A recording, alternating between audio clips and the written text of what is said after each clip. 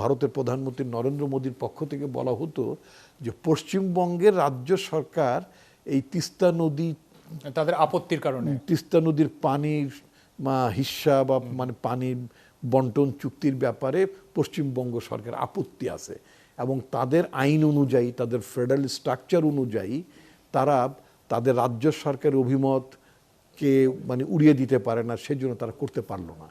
এখন তো কোনো অজুহাত আই থিঙ্ক কাজে আসবে না।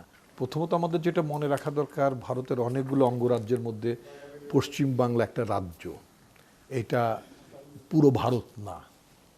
আমি একটা ভারতের একটা রাজ্য হিসেবে বিবেচনা করতে চাই। সুতরাং ভারতের রাজ্যের গতি প্রকৃতি, তার রাজনীতির উত্থান পতন, এটা সামগ্রিকভাবে বাংলাদেশের সম্পর্কের মধ্যে আমি মনে করি না কোনো প্রভাব বিস্তার করে। কিন্তু একেবারে আমার সীমান্ত লাগোয়া, আমাদের দেশের সীমান্ত লাগোয়া প্রতিবেশী দেশের একটা রাজ্য। সুতরাং সেখানে শান্তি শৃঙ্খলা থাকলে, ভালো থাকলে তার ভালো প্রভাবটা আমাদের দেশে পড়বে।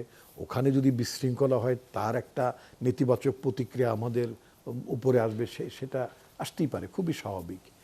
তো আমি ইতিবাচকভাবে কথাটা বলতে চাই, সেটা হচ্ছে যে ভারতের পশ্চিমবঙ্গের রাজ্য সরকারের যে পরিবর্তনটা হলো ভোটের মধ্য দিয়ে, সেটা তাদের অভ্যন্তরীণ পর্যবেক্ষণ যাই থাকুক না কেন, মমতা ব্যানার্জি যেটা বলছেন তার ভোট বা 100 আসনের মতো লুটে নিয়ে গিয়েছে, অথবা কি তাদের নিজেদের পর্যবেক্ষণ অভিযোগগুলোর দিকে আমার কোনো মনোযোগ নেই, এই ব্যাপারে আমি কোনো মন্তব্য করব না একজন বিদেশি হিসেবে।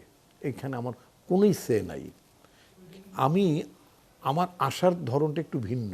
সেটা হচ্ছে দীর্ঘ সময় ধরে ভারতের কেন্দ্রীয় সরকারে বিজেপির শাসনাধীন সরকারের নেতৃত্ব দিচ্ছেন মিস্টার নরেন্দ্র মোদী। ভারতের সাথে আমাদের অনেকগুলো ডিসপিউট আছে, অনেকগুলো অমীমাংসিত ইস্যু আছে, পার্টিকুলারলি আমাদের water sharing issues, border killing issues, এগুলো তো আছেই। তো সেখানে তিস্তা নদীর পানি বন্টন নিয়ে অনেক দিন ধরে তাদের সাথে একটা আলোচনা হচ্ছিল। তখন ভারতের প্রধানমন্ত্রী নরেন্দ্র মোদীর পক্ষ থেকে বলা হতো যে পশ্চিমবঙ্গের রাজ্য সরকার এই তিস্তা নদী, তাদের আপত্তির কারণে তিস্তা নদীর পানির হিস্সা বা পানির বন্টন চুক্তির ব্যাপারে পশ্চিমবঙ্গ সরকার আপত্তি আছে এবং তাদের আইন অনুযায়ী, তাদের ফেডারেল স্ট্রাকচার অনুযায়ী তারা তাদের রাজ্য সরকারের অভিমতকে উড়িয়ে দিতে পারে না, সেজন্য তারা করতে পারলো না। এখন তো কোনো অজুহাত আই থিঙ্ক কাজে আসবে না। এখন তো পুরো বিজেপি সরকারই পশ্চিমবঙ্গের দায়িত্ব নেবে।